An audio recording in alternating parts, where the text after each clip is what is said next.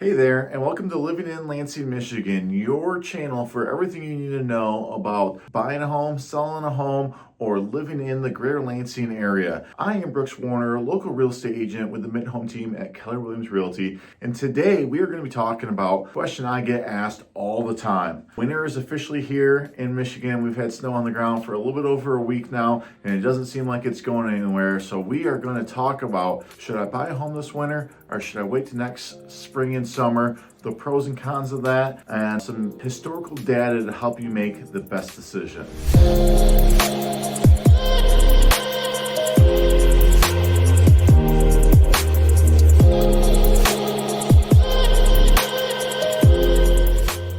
Okay, before we get into all the information, why don't you take a minute, subscribe to our channel if you would like, turn on notifications so you can see when we post the next video. Feel free to share this video with anyone you know who is thinking about buying or selling a home and they're trying to figure out the best time to do it. You can also ask me any questions you like in the comments. I'll be sure to answer those. Or if you want to talk privately, you can email me at brooks@minthometeam.com. Be happy to answer all of your questions. Okay, the first thing we need to think about when we're talking about, is this the right time to buy or should I wait till next summer, is I want you to understand a couple things. One, if you've been watching national news, Greater Lansing real estate market has not followed the national trend. We haven't seen any crash or really any dip in the market. We still have home value increases month over month and year over year. Not as aggressive as they were a few years ago, but homes are still appreciating and cost a little bit more. So one factor is, if you wait, is a home going to cost you more? In the Greater Lansing area, historically, that has still been yes, even in recent years. Another thing that you will want to consider is how many homes you have to look at to make your decision on which one you would like to buy, what your competition is as far as how many other buyers are in the market trying to buy the same houses that you are interested in, and ultimately, what is your negotiation power? How much can you negotiate with the seller in the various months? That's all stuff that you should be considering, and we are going to cover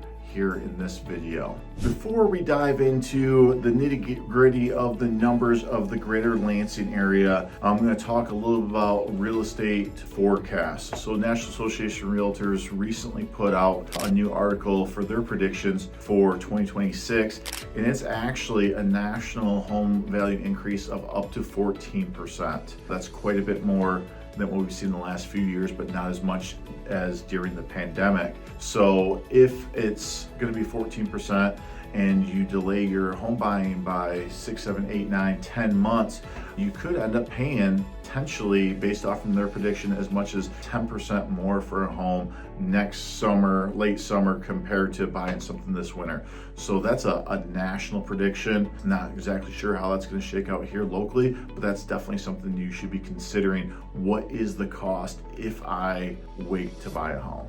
Along with National Association of Realtors, Zillow, Fannie, and Freddie Mac have also predicted an increase in home values over the next year. Not quite as aggressive as what National Association of Realtors is saying, but most of our leading experts are predicting some level of increase. So there will likely be some appreciation, and homes will cost you more if you wait through the winter. Okay, I went back and looked at last year and the past couple of years, and I have some insights I'd like to share with you guys on home pricing. Historically and very, very consistently, we see home prices settle a little bit in the late fall and winter months, and then they tend to do most of their increasing in the spring and summer months. Now, I think there's a lot of factors that go into that. I don't think it's as simple as, oh, I can get a house for X number less percent in January than I can in June, we'll say. But it is pretty consistent that the prices vary throughout the year. I think some of that is due to larger family homes not being on the market as often in the winter months as they are in the summer months, but I have a couple numbers here for you to consider just as an example. So if we look at November of last year through May of this year, our median home sales price for the Greater Lansing area, which is roughly Eaton, Ingham, and Clinton County, ranged from about $205,000 to about $236,000 over those months, depending on which specific month you had looked at. Now, if we compare that to the summer months of June through October, I include October in a summer month because most of those homes went under contract probably in late August or early September, right about when school's going back, and then they don't end up closing until October. The median sales price for those months ranged from $250,000 to $267,000. So you can see someplace between $50,000 and $30,000 higher in the summer months compared to last winter months. And again, some of that is because of appreciation throughout the year. So I don't think that this winter numbers are going to drop all the way back down to that 200 to 230, but we'll probably see them soften a little bit and things not go for quite as much money. The other numbers that I like to look at for talking about the seasonality of real estate here in the Greater Lansing area is percent of list price received. So basically that means how much of the listing, the asking price did the seller receive for their home. So I have some numbers for that as well, and you will see a pretty consistent correlation with the median sales price numbers as well. You'll see a pretty consistent correlation to the months that we had talked about for median sales price as well. For example, last October through March, homes sold on average for 99.4 to 99.7% of list price. So really close to list price, very little negotiation, even in the winter months. Now, if we fast forward and we look at April through June, July, we were getting just over 100%. So like 100.1 to about 100.4% of list price is what sellers were getting. So on average, homes were going for just over list price. So there was about a percent swing from fall, winter to spring, from 99.4 to 100.4.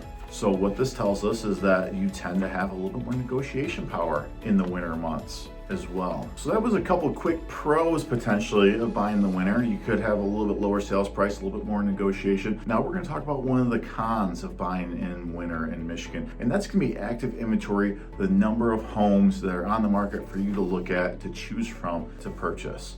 So same thing, I'll give you a couple examples of last year's numbers. And again, while they varied, I checked all this stuff back several years and the seasonality is very consistent. So what typically happens is we see the inventory drop through the winter months. It normally peaks somewhere around October, November, sometimes September, depending on, a lot of it has to do with weather, what's going on in the economy, things like that can have factors on it, but it normally peaks somewhere in that late fall to early winter months, and then drops throughout the winter and starts to raise again in the spring. So I got a couple numbers here I'm going to share with you. November of 2024, the number of homes on the market in the Greater Lansing area was 729. That's where we peaked at for 2024.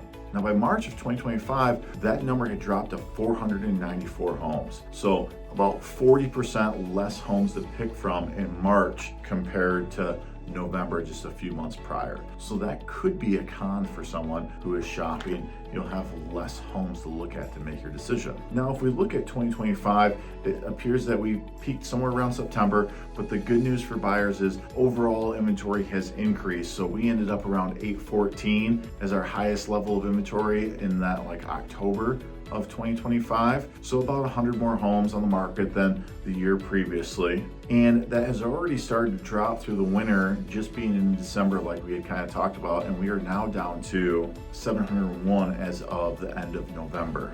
And I suspect that that's going to continue to decrease throughout the winter months. And all these numbers, try not to drive you guys crazy, try not to make your head spin. Got to give you a little bit of historical relevance to what these numbers are. So pre-pandemic, so if we went back to 2018, 2019, these numbers would have ranged more from 1,000 to 1,400 homes, depending on what month we were talking about, compared to like the 500 to 800 homes that we have now. So around, again, a 40 to 50% decrease from what we had typically on the market a few years ago, which is what is causing home values to continue to rise.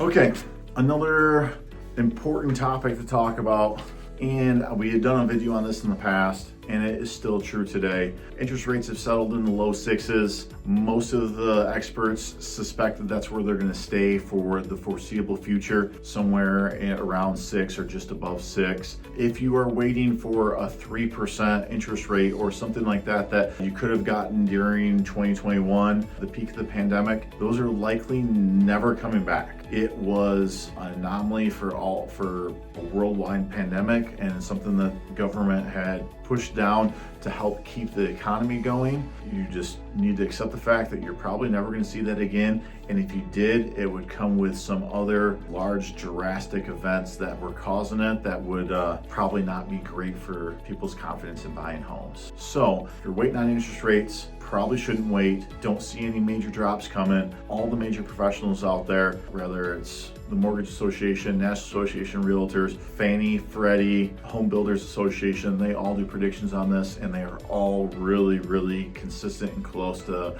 we are pretty much settled in and where you're going to stay in this area consistently. On the flip side, if they ever did go back down and you already own your home, you would have the option to refinance. So being that we're down in the low sixes, waiting for interest rate really is not a great reason to not buy if everything else is lining up for you that you are ready to buy a home. Okay, another factor to think about if you're talking about comparing winter to summer or spring home buying is days on market and how quickly you have to be able to get into a home and make your decision if it's a home that you want to move forward with. So for reference, I have numbers for this past December through February, our highest days on market for the year, and they, depending on which month we were talking about in that group, it was 20 to 27 days on market. So you're looking at 3 weeks to 3.5 weeks what was average for a home to be on the market in December to February last year. Now that being said, of course, some really popular homes went much less than that. Some other homes sat in the market for substantially longer. That's how we ended up with that average of 20 to 27. However, if we move forward just a couple months into the spring summer market of March through August, that was 7 to 13. So you're looking at like 1 to 2 weeks on average, as opposed to that 3 to almost 4 weeks on average. So close to half as many days on market, which means you had to get in homes a lot faster and make decisions a lot quicker, and had more competition when buying homes in the spring and summer months. Okay, so I just threw a lot of information at you, a whole lot of numbers, and now you're probably sitting here saying, Brooks, but what do I do? Well, it's tough because really it is up to what works best for you. All I can do is give you the information and guide you on the pros and cons of the different times of the year buying or selling a home. What I would tell you is if you think that you want to buy a home, your best bet is to connect with a local real estate agent that can help guide you through this process personally for you and what is best for you. Maybe it is waiting till spring or summer for some personal reason. The flip side, it could be, hey, I can afford a home now, I'm ready to buy now. Maybe you should jump in and start looking and shopping. Really, all I can do is give you the information and guide you through it. What I will say is I don't think interest rates are going to go down. Home values continue to go up, so there is a cost of waiting. The longer you wait, the more the homes that you like are going to cost you. So really, it's what's most important to you and how can work through this for you to achieve your goal of home ownership. And you can actually look at all this data and reverse it for the seller side as well. Like, these are all pros and cons from the seller side of when is the best time to sell. So in summary, less homes on the market, but they don't go as quick, and they typically will negotiate a little bit more in the winter. In the summer, you have more homes to pick from, but negotiations typically a little bit more tough, and you're competing with more home buyers. So there are pros and cons to both. Why don't you reach out to me or your other trusted real estate agent, and we will help you figure out what is the best game plan for you. So one more time before we wrap this all up, please subscribe to our channel, like this video, drop a comment if you have any questions, or again, you can email me, brooks@mittenhometeam.com, and I would love it if you would share this video with someone you know who's thinking about buying or selling and they're trying to figure out what's the best time to do it. Thanks everyone. I'll talk to you soon and have a great day.